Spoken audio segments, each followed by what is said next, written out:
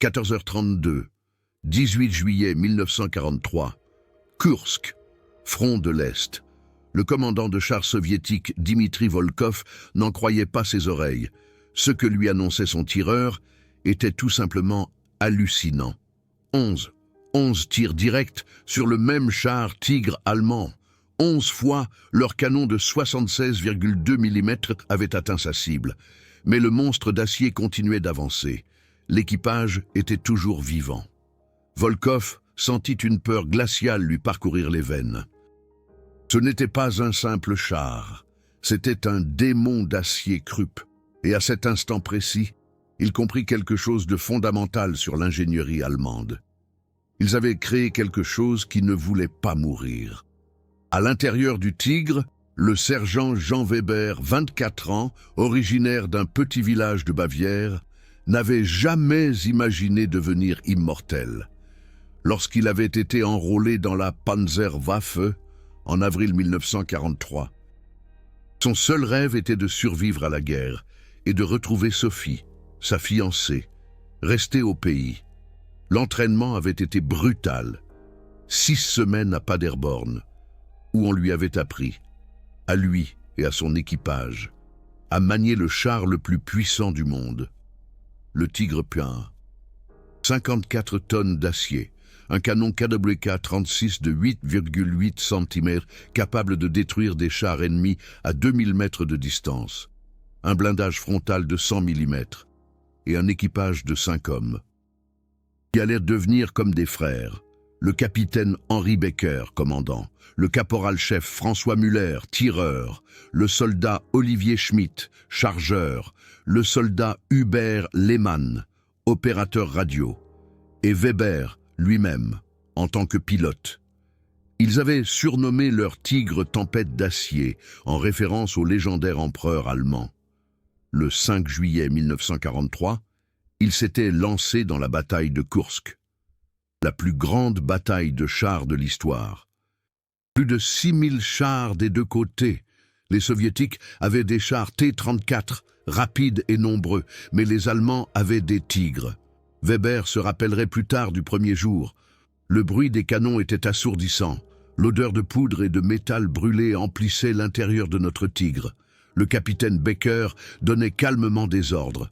François visait, Olivier chargeait, et moi, je conduisais. Nous travaillions comme une seule machine. Ce jour-là, nous avons détruit 7 chars T-34. Mais ensuite vint le 18 juillet, le jour où Tempête d'acier devint immortel. La mission était simple: repousser une contre-attaque de chars soviétiques qui tentaient de percer les lignes allemandes. Weber conduisit Tempête d'acier en position sur une petite colline qui offrait une bonne vue sur la vallée. À travers sa fente de visée, il les vit arriver. Une colonne entière de chars soviétiques, au moins 20 chars T-34. Becker ordonna « Feu à volonté !» Le canon de 8,86 mètres tonna. Un T-34 explosa dans une boule de feu, puis un autre. Les Soviétiques ripostèrent. Les obus sifflaient dans l'air. Et alors, cela se produisit. Le premier impact, 14h32, un obus soviétique de 76,2 mm frappa Tempête d'acier directement sur le blindage frontal. Le bruit ressemblait à une cloche d'église, mais 100 fois plus fort. Tout le Tigre trembla. Weber se souvient. Mes oreilles tintaient. Mes dents claquaient. J'ai pensé, c'est fini, nous sommes morts. Mais alors, j'ai entendu le capitaine Becker crier « Continuez, nous sommes encore vivants. Avancez !» Le premier impact n'avait pas percé le blindage frontal de 100 mm. L'obus soviétique avait simplement ricoché. Weber appuya sur l'accélérateur. Le moteur Maybach de 650 chevaux rugit. Tempête d'acier avança. François visa de nouveau. Un troisième T-34 brûla. Mais les Soviétiques concentraient désormais leur feu sur Tempête d'acier. Ils avaient compris que ce Tigre isolé représentait une menace. 14h34. Deuxième impact, cette fois sur le côté droit. Le bruit était comme un coup de marteau sur une cloche d'église. De nouveau, le Tigre trembla. De nouveau, les oreilles tintaient. Mais le blindage tenait bon. Olivier chargea le prochain obus. François visa. Feu! Un quatrième T-34 explosa. Les commandants soviétiques ne comprenaient pas ce qui se passait. Comment un seul char allemand pouvait-il survivre à autant de tirs directs? 14h36. Troisième impact. Tourelle. Côté gauche. Weber sentit tout le Tigre osciller sur le côté. Le capitaine Becker cria « Rapport des dommages !» Tout le monde cria son état. Pilote, ok. Opérateur radio, ok. Chargeur, ok. Tireur, ok. Commandant, ok. Incro, Yable, 3 tirs directs, 0 pénétration. Le blindage Krupp faisait exactement ce pourquoi les ingénieurs allemands l'avaient conçu. Il protégeait son équipage. Weber continua de conduire Tempête d'acier vers l'avant. Il devait se rapprocher.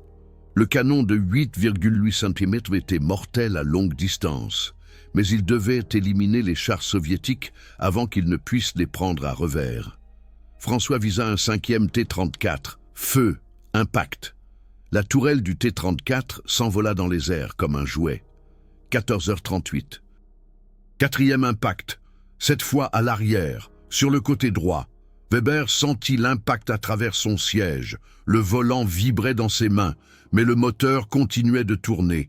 Les chenilles continuaient d'avancer. Tempête d'acier était blessé, mais pas mort. Les commandants de chars soviétiques étaient de plus en plus désespérés. Le commandant Dimitri Volkov, qui commandait le bataillon soviétique, hurla dans son poste radio. Concentrez tout le feu sur ce Tigre. Tout sur lui. 6 chars T-34 pointèrent leurs canons sur Tempête d'acier. 14h39. 5e impact. 6e impact. 7e impact. Le tout en 30 secondes. Tempête d'acier était maintenant entouré de fumée et de flammes. Mais à l'intérieur, l'équipage était vivant. Becker rugit. Continuez. Tant que nous respirons, nous combattons. Le blindage Krupp avait un avantage décisif. La qualité avant la quantité. Chaque plaque de blindage était fabriquée en acier spécialement trempé, avec une composition et une technique de trempe développées en Allemagne. Le blindage frontal du Tigre I avait une épaisseur de 100 mm, incliné à l'angle optimal pour faire ricocher les obus. Le blindage latéral était de 80 mm. Même le blindage arrière était de 80 mm. En comparaison, le T-34 avait un blindage frontal de 45 mm. Les obus soviétiques ricochaient simplement, car ils n'avaient pas l'énergie cinétique nécessaire pour percer l'acier Krupp. Mais l'équipage de Tempête d'acier ne connaissait pas ces détails. Il savait seulement que l'ingénierie allemande les maintenait en vie. 14h41, 8e impact, 9e impact. François, le tireur, comptait à haute voix. C'est le numéro 8, c'est le numéro 9. Sa voix était un mélange de peur et d'étonnement. Olivier, le chargeur, continuait de charger mécaniquement. Ses mains tremblaient, mais il fonctionnait. Chaque obus devait être chargé parfaitement, un seul faux mouvement, et toutes les munitions à l'intérieur du Tigre pourraient exploser. Mais Olivier l'avait pratiqué 1000 fois. Même sous ce stress extrême, il fonctionnait comme une machine. Weber conduisit Tempête d'acier dans une meilleure position. Il devait atteindre le flanc des chars soviétiques, de front. Il pouvait continuer à tirer jusqu'à épuisement des munitions, mais une attaque de flanc mettrait fin au combat. Nous sommes toujours le 18 juillet 1943, 14h32, l'Est, Koursk. Le commandant Dimitri Volkov, à l'intérieur de son char de commandement soviétique, observait à travers son périscope le Tiger allemand qui avançait toujours. 11 impacts. Il avait personnellement comptabilisé 11 impacts directs. Comment était-ce possible? Durant sa formation à Moscou, on lui avait enseigné que 3 ou 4 impacts directs suffiraient à détruire n'importe quel char. Mais ce Tiger allemand semblait invaincu. Volkov écrira plus tard dans son journal de guerre, qui sera déclassifié par les archives soviétiques après la guerre. 18 juillet 1943, 14h45. Nous avons touché un char Tiger allemand 11 fois directement. Il est toujours là. L'équipage se bat encore. Je ne comprends pas comment. Nos obus ne font que ricocher. C'est comme si nous combattions un démon qui ne peut pas mourir. J'ai peur. Mes hommes ont peur. Si un Tiger peut faire ça, que peuvent faire 10 Tigers? Que peuvent faire Saint? 14h43. 10e impact. Tourelle, côté droit. Cette fois, c'était un impact direct sur l'optique. Le périscope du capitaine Henry Baker se brisa. Des éclats de verre volèrent à travers la tourelle. Baker poussa un cri. Du sang coulait sur son visage. Mais il l'essuya et cria « Je vois encore, continuez, François, visez le prochain !» Le sergent Jean Weber sentit des larmes couler sur ses joues. Pas de peur, de rage, de détermination. Il ne mourrait pas aujourd'hui, pas ici. Il enfonça la pédale d'accélérateur au maximum. Tempête d'acier avançait à sa vitesse maximale de 38 km/h. Pour un char de 54 tonnes, c'était remarquablement rapide. Les chars T-34 tentaient de manœuvrer. Mais François était plus rapide. Le canon de 8,8 cm tonna à nouveau. 6e T-34 détruit, 7e, 8e, 14h45. 11e impact, le dernier. Cette fois, l'obus soviétique frappa la chenille gauche. Weber sentit tempête d'acier se secouer sur le côté. La chenille gauche était endommagée. Il ne pouvait plus avancer en ligne droite. Le Tiger ne pouvait plus que tourner en cercle. Mais le canon fonctionnait toujours. Le moteur tournait toujours. L'équipage était toujours vivant. Baker ordonna « Maintenez la position. Nous sommes une forteresse maintenant. François, trouvez des cibles. Olivier, recharge. Hubert, signale notre état au bataillon.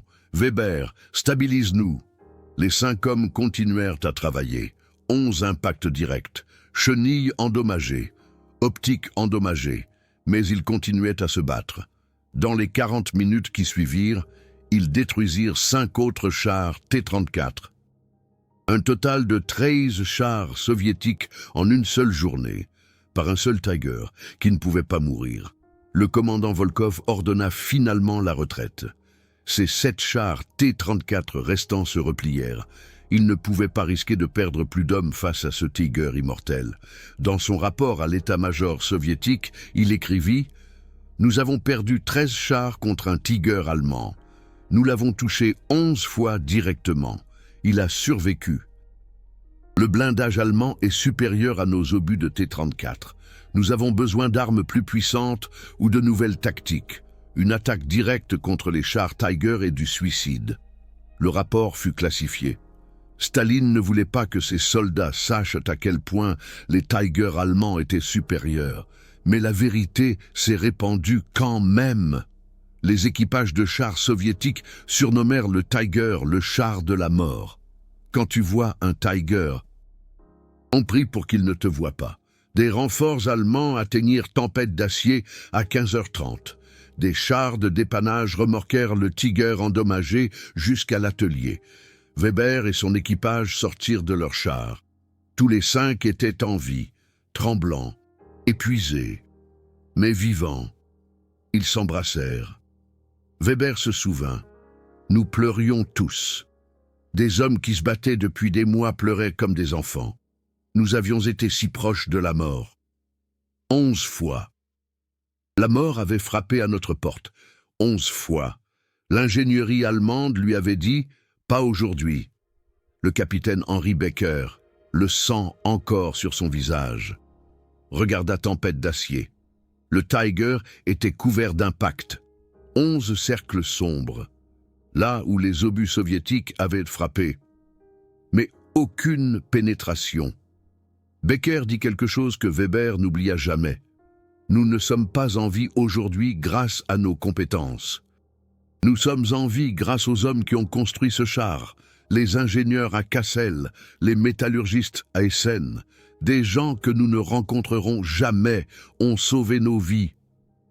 Les inspecteurs techniques de la Wehrmacht documentèrent chaque impact sur Tempête d'acier. Le rapport, déclassifié des archives militaires allemandes en 1989, liste chaque impact en détail. Impact 1, 14h32, blindage frontal, 100 mm, angle de 45 degrés, obus de 76,2 mètres, ricochet. Aucune pénétration. Légère formation de cratère de 15 mm de profondeur. Impact 2, 14h34, blindage latéral droit, 80 mm, obus de 76,2 mm ricochet, aucune pénétration, cratère de 12 mm de profondeur.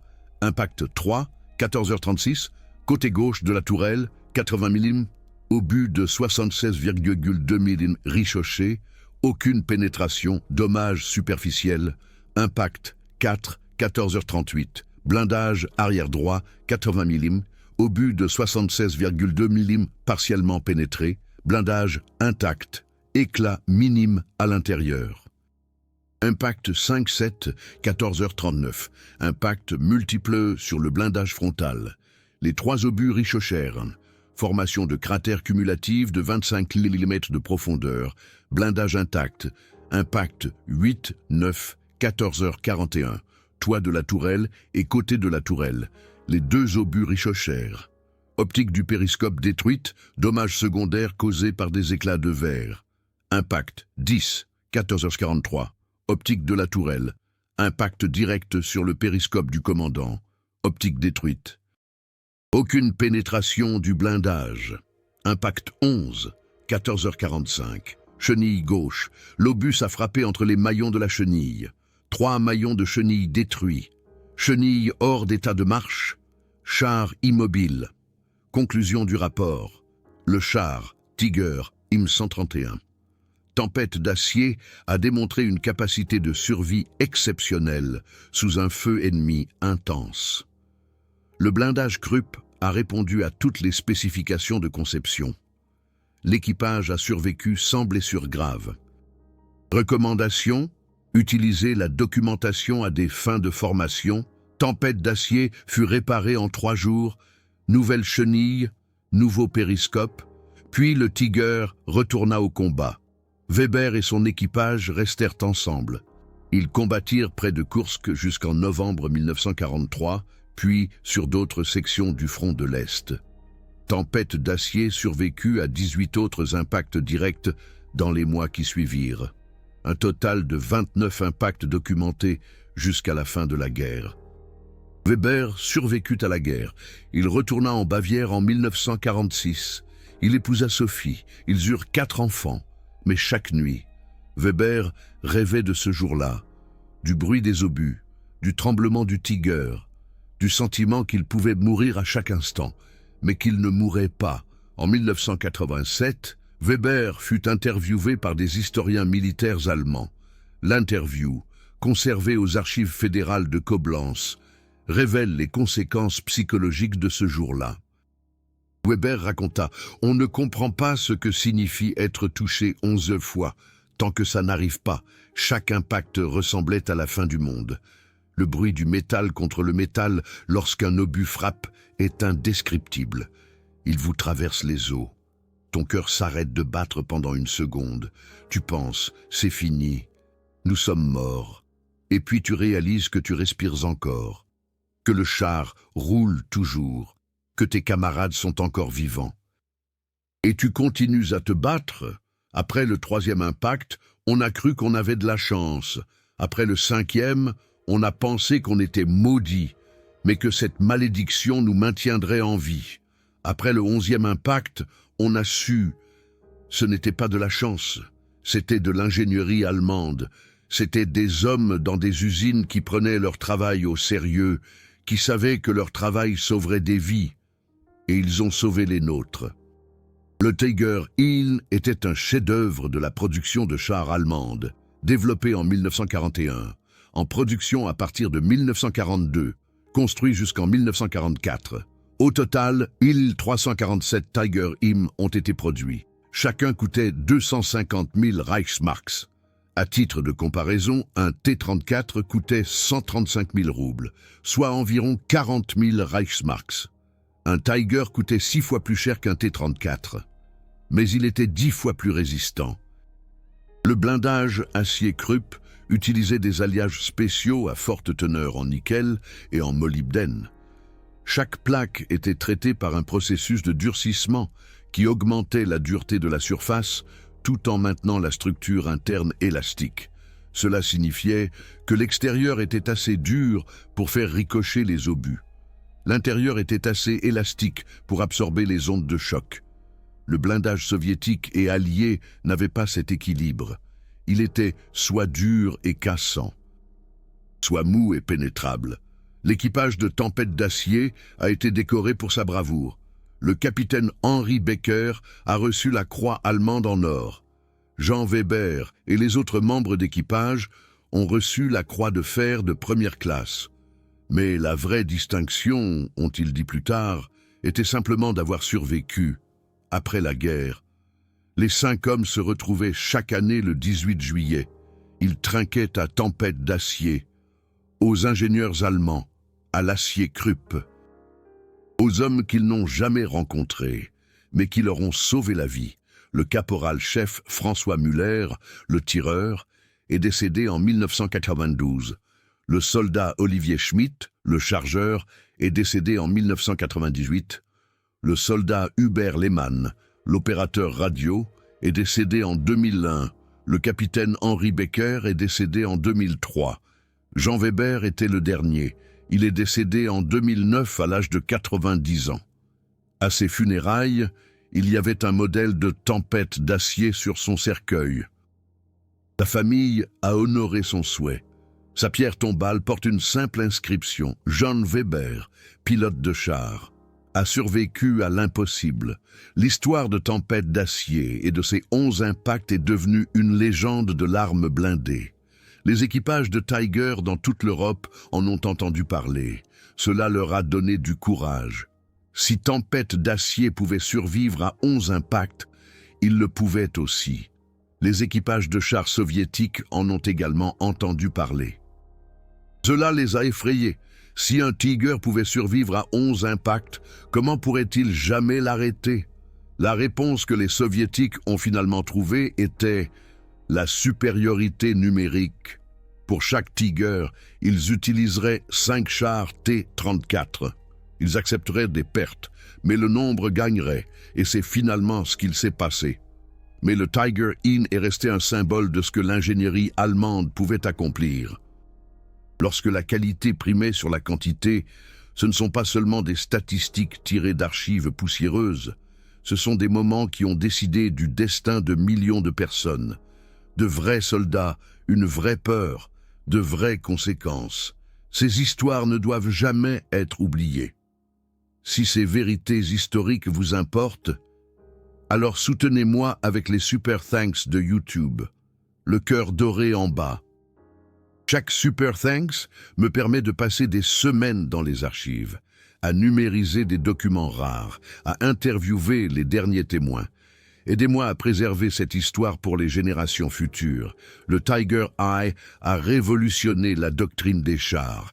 Avant le Tiger, les théoriciens militaires pensaient que les chars devaient avant tout être mobiles. La vitesse et la maniabilité étaient plus importantes que le blindage. Le T-34 incarnait cette philosophie, rapide, agile, légèrement blindé, mais le Tiger a prouvé que la capacité de survie était plus importante. Un équipage bien blindé et bien armé pouvait tenir une position, détruire les ennemis et survivre, même sous un feu extrême. Après la guerre, toutes les puissances victorieuses ont étudié le Tiger. Les Américains ont développé le M26 Pershing avec un blindage plus lourd. Les Britanniques ont développé le Centurion. Les Soviétiques ont développé l'IS-3. Tous étaient basés sur les leçons apprises du Tiger, les chars de combat modernes, comme le M1 Abrams, le Léopard 2, le Challenger 2, utilisent tous un blindage composite qui applique le même principe que l'acier Krupp. Dureté à l'extérieur, élasticité à l'intérieur. Jean Weber est retourné à Koursk en 1983 avec sa femme Sophie. Il voulait voir le champ de bataille où Tempête d'acier était devenu immortel. Des vétérans russes ont organisé une rencontre entre des vétérans allemands et soviétiques. Weber a rencontré le commandant Dimitri Volkov. Les deux vieillards, autrefois ennemis, se sont embrassés.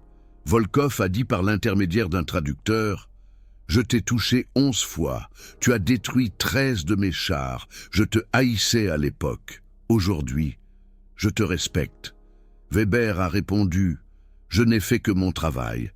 Toi aussi. Nous étions des soldats. Tous les deux avons été utilisés par de plus grandes puissances, mais nous avons survécu. C'est tout ce qui compte. » Les deux hommes se tenaient sur la colline où Tempête d'acier avait combattu. Ils se sont tus.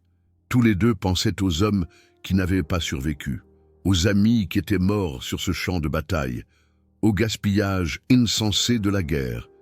Mais ils pensaient aussi à l'ingénierie. Volkov a admis: « Votre Tiger était supérieur. Nos chars T-34 ne pouvaient pas le pénétrer.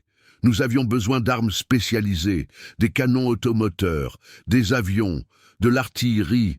Un Tiger ne pouvait être arrêté que par des armes combinées. » Weber a acquiescé. Il a dit: « Mais vous aviez plus de chars, beaucoup plus. Pour chaque Tiger que nous avions, vous aviez 10 T-34. Les nombres gagnent les guerres. La qualité gagne les batailles. Mais la quantité gagne les guerres. C'est la leçon. » Les deux hommes comprenaient l'ironie. L'Allemagne avait de meilleurs chars, une meilleure ingénierie, une meilleure formation. Mais l'Union soviétique en avait plus. Plus de chars, plus d'hommes, plus de volonté d'accepter des pertes. Et à la fin, les nombres ont gagné. Tempête d'acier lui-même n'a pas survécu à la guerre. En mars 1945, pendant les combats pour Berlin, le Tiger a finalement été détruit par l'artillerie soviétique, pas par des chars, pas par des tirs directs, mais par de lourds obusiers de 150 000 mm tirant depuis des positions éloignées. Les obus n'ont pas touché directement le blindage. Ils ont explosé à proximité, détruisant les chenilles, endommageant le moteur, rendant le char inutilisable, sans carburant, sans munitions, sans possibilité de réparer. L'équipage a dû abandonner Tempête d'acier. Ils ont fait sauter le Tiger pour empêcher qu'il ne tombe entre les mains des Soviétiques. Weber était déjà prisonnier de guerre à ce moment-là. Il n'a appris ce qui était arrivé à Tempête d'acier qu'en 1947, après son retour. Il pleurait en entendant cela, non seulement pour le char, mais pour tout ce qu'il représentait. Une époque, une camaraderie, une survie contre toute attente. Les descendants modernes de l'équipage du Tiger ont préservé l'histoire. Le petit-fils de Jean Weber, Mathieu Weber, est ingénieur chez Krauss Maffei Wegmann, le fabricant du char Léopard 2 moderne. Il dit: « Mon grand-père m'a raconté cette histoire quand j'avais 10 ans. Je ne comprenais pas vraiment ce que cela signifiait à l'époque. Mais en vieillissant, en étudiant l'ingénierie, j'ai compris: chaque décision technique a des conséquences. La décision d'utiliser un blindage plus épais, la décision de produire un meilleur acier Krupp, la décision de prendre les tests au sérieux. Tout cela a sauvé des vies. Mon grand-père a survécu parce que les ingénieurs des années 1940 prenaient leur travail au sérieux. Aujourd'hui, je travaille sur le Léopard 2. Je prends mon travail au sérieux parce que je sais que quelque part, un jour, un soldat vivra ou mourra à cause de mes décisions. C'est une responsabilité que je n'oublie jamais. » Tempête d'acier n'était pas le seul Tiger à faire preuve d'une capacité de survie extrême. Le Tiger 131, capturé par les Britanniques en Tunisie en 1943, avait survécu à 7 impacts directs avant qu'un 8e ne détruise un galet de roulement, le rendant immobile. Ce Tiger est aujourd'hui exposé au Bovington Tank Museum en Angleterre, le seul Tiger I en état de marche au monde. Le Tiger 712, commandé par le lieutenant Michel Whitman, a survécu à la bataille de Villers-Bocage en juin 1944. Whitman y a détruit 20 chars britanniques et 28 autres véhicules. Le Tiger de Wittmann a été touché à plusieurs reprises, mais a continué à fonctionner.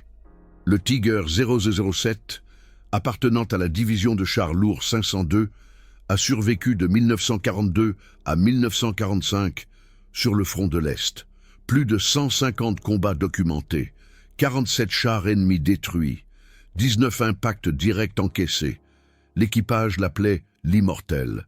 La science derrière le blindage en acier Krupp était révolutionnaire. Dans les années 1930, Krupp a expérimenté différents alliages d'acier. Ils ont découvert qu'en ajoutant 3,5% de nickel, 1,5% de molybdène et 0,3% de vanadium à l'acier au carbone, on obtenait un alliage doté de propriétés exceptionnelles. Cet alliage pouvait être traité par un processus de durcissement spécial. La plaque d'acier était chauffée à 800-150 degrés Celsius, puis refroidie lentement à 650 degrés, puis trempée rapidement dans l'huile. Ce processus créait une structure cristalline martensitique à la surface, avec une structure austénitique en dessous. Le résultat était un blindage à la fois dur et élastique. Les métallurgistes soviétiques ont tenté de reproduire ce processus après la guerre. Ils avaient la composition chimique, ils avaient des plaques de blindage capturées, mais ils n'ont pas réussi à reproduire le processus de durcissement exact. Le secret résidait dans les gradients de température précis et les vitesses de refroidissement que les ingénieurs de Krupp avaient mis au point à la perfection. Olivier Schmidt, le chargeur de tempête d'acier, a parlé de l'impact psychologique de ce jour dans une interview en 1995. L'interview a été enregistrée par l'université de Heidelberg dans le cadre d'un projet d'histoire orale sur les anciens combattants allemands. Schmidt a raconté « Après le 4e impact, je n'avais plus peur. Cela peut paraître étrange, mais après le 4e impact, j'ai compris. Soit le prochain impact nous tuerait, soit il ne le ferait pas. Je ne pouvais pas le contrôler.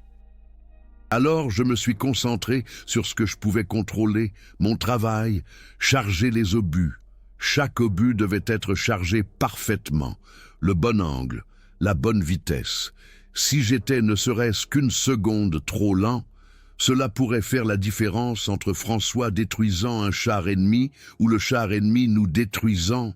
Alors j'ai chargé, mécaniquement, automatiquement, j'entendais les impacts, je sentais les tremblements, mais je continuais à charger, c'était mon travail, c'est ce qui me maintenait en vie, c'est ce qui nous maintenait tous en vie. Hubert Lehmann, l'opérateur radio, avait une perspective différente.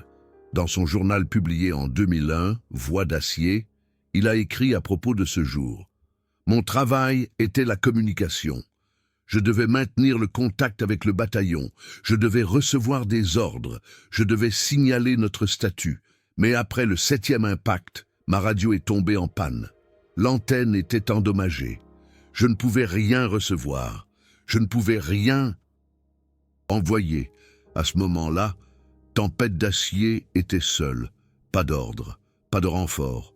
Seulement nous 5, entourés de chars ennemis. Le capitaine Henry Becker a décidé. Nous continuons à nous battre. Nous n'avons pas besoin d'ordre.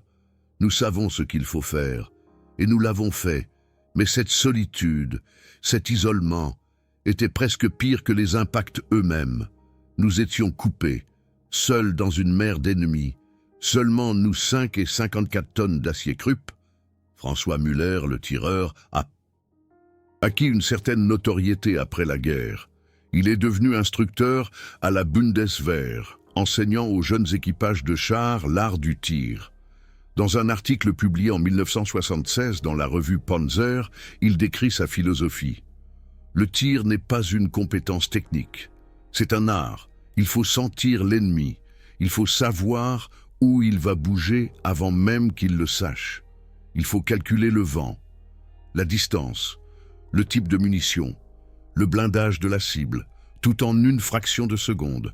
Mais surtout, il faut rester calme. Ce jour-là à Kursk, quand nous avons été touchés 11 fois, je suis resté calme. Le capitaine Henry Baker est resté calme. Nous sommes tous restés calmes. La panique tue, le calme sauve. J'ai enseigné cela à chaque équipage que j'ai entraîné.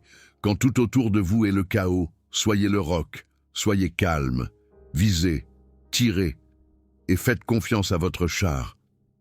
La perspective soviétique sur les chars Tiger a évolué au cours de la guerre. Au début, en 1943, il y avait du choc et de la peur. Les équipages de chars soviétiques n'avaient pas de réponse efficace aux Tiger. Leurs canons de 76,2 mm ne pouvaient percer le blindage du Tiger qu'à très courte distance et seulement sur les flancs. Les attaques frontales étaient du suicide. Mais en 1944, les Soviétiques ont développé de nouvelles tactiques et de nouvelles armes. Les chasseurs de chars Su-85 et Su-100, avec des canons de 85 mm et 100 mm, pouvaient percer le blindage du Tiger à de plus longues distances. Les chars IS-2, avec des canons de 122 mm, pouvaient percer le blindage frontal du Tiger, et les Soviétiques ont développé des tactiques d'attaque coordonnées. Infanterie avec des Panzerfaust, soutenus par des chars, soutenus par l'artillerie, tout en même temps. Un Tiger ne pouvait pas viser tout le monde en même temps. La réponse allemande a été d'utiliser les Tigers en petits groupes, soutenus par l'infanterie et des chars plus légers. Mais en 1945, le problème allemand n'était plus la qualité de leurs chars, mais la quantité de leurs ennemis. Le capitaine Henry Baker, le commandant de Tempête d'acier, a écrit un livre après la guerre. Commandant d'un Tiger, Mémoire, 1943-1945. Nous sommes le 18 juillet 1943. Il est 14h32. L'Est, Kursk. Un théâtre d'opération où l'acier hurle et la mort rôde. Nous allons plonger au cœur d'une bataille où l'ingénierie allemande se confronte à la ténacité soviétique. Un récit de courage, de peur et de l'étrange immortalité conférée par la guerre. Un récit où des hommes sont mis à l'épreuve et où des machines deviennent des légendes. Accrochez-vous, car l'histoire que vous allez entendre est tout sauf ordinaire. Préparez-vous à ressentir la tension, l'angoisse et l'adrénaline d'un combat de titans. Le livre, publié en 1969, est devenu un best-seller en Allemagne. Le capitaine Henry Baker a consacré un chapitre entier au 18 juillet 1943. Il a écrit « Ce jour-là, j'ai compris la vraie valeur de l'ingénierie allemande. Nous parlons souvent de tactique, de stratégie, de commandement. Mais au final, tout dépend des outils que nous avons. Tempête d'acier était plus qu'un simple char. C'était une forteresse qui pouvait rouler, une forteresse qui pouvait crépiter le feu, une forteresse qui nous protégeait, même lorsque tout autour de nous était chaos.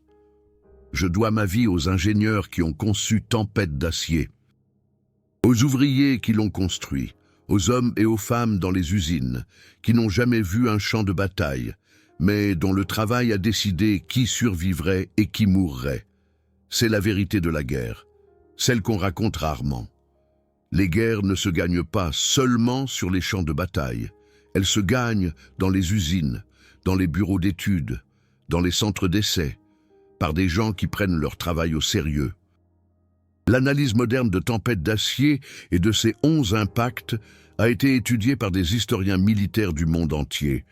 Une étude de 2010 publiée par l'US Army War College a analysé chaque impact en détail, en utilisant des modèles informatiques modernes et des simulations balistiques. Les conclusions ont été remarquables. 10 des 11 impacts n'avaient aucune chance réelle de pénétrer le blindage du Tiger. Les obus soviétiques de 76,2 mm n'avaient tout simplement pas assez d'énergie cinétique. Le 4e impact, sur le blindage arrière, avait une probabilité de pénétration de 15%, mais n'y est pas parvenu. Le 11e impact, qui a détruit la chenille, était le seul impact qui a causé des dommages réels. L'étude a conclu: la supériorité du blindage des chars Tiger allemands n'était pas de la chance, c'était de la conception.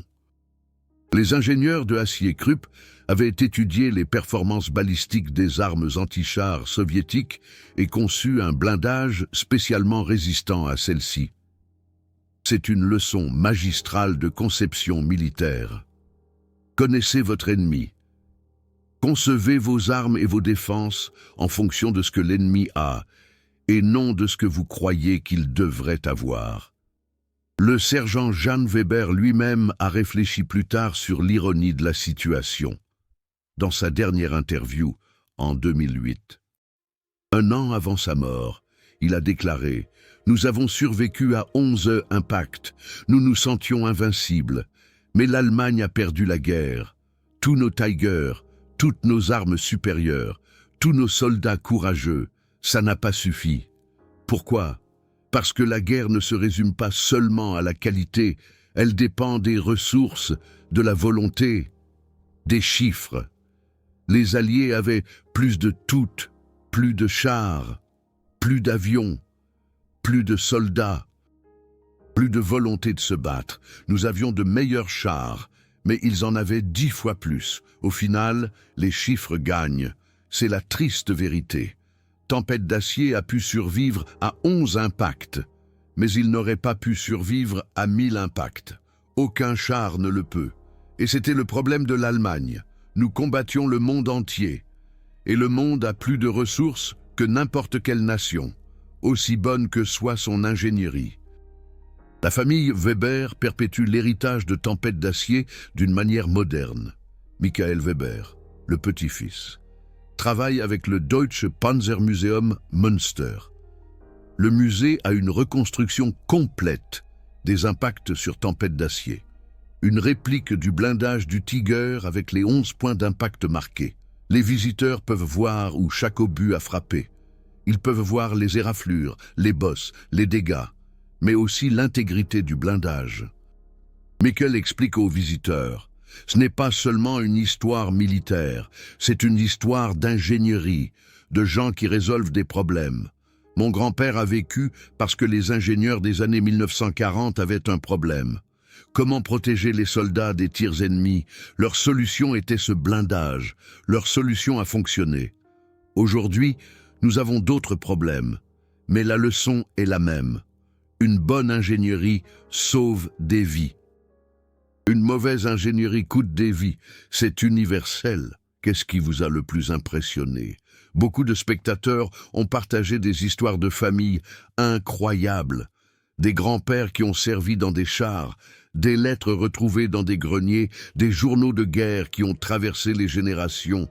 Partagez vos histoires familiales de cette époque ci-dessous. Chaque commentaire est un morceau d'histoire que nous préservons ensemble.